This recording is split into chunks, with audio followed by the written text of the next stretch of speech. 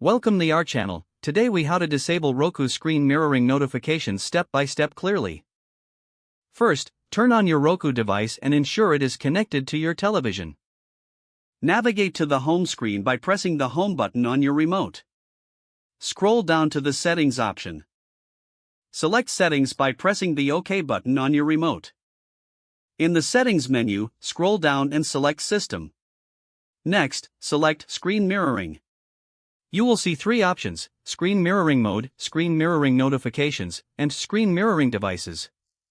Select. Once you have made your selection, press the home button to exit the settings menu. Your Roku device will no longer display screen mirroring notifications. If the page does not load, refresh the browser or try again in a private or incognito window.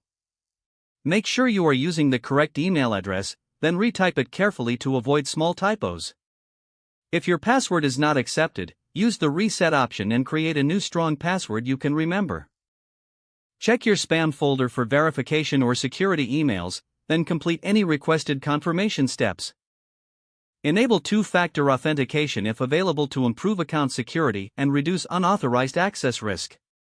After signing in, review your profile details so your contact information and settings are accurate and current.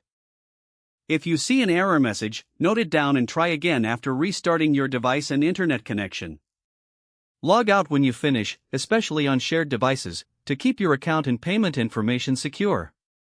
If the page does not load, refresh the browser or try again in a private or incognito window. Make sure you are using the correct email address, then retype it carefully to avoid small typos. If your password is not accepted, use the reset option and create a new strong password you can remember. Check your spam folder for verification or security emails, then complete any requested confirmation steps. Enable two-factor authentication if available to improve account security and reduce unauthorized access risk.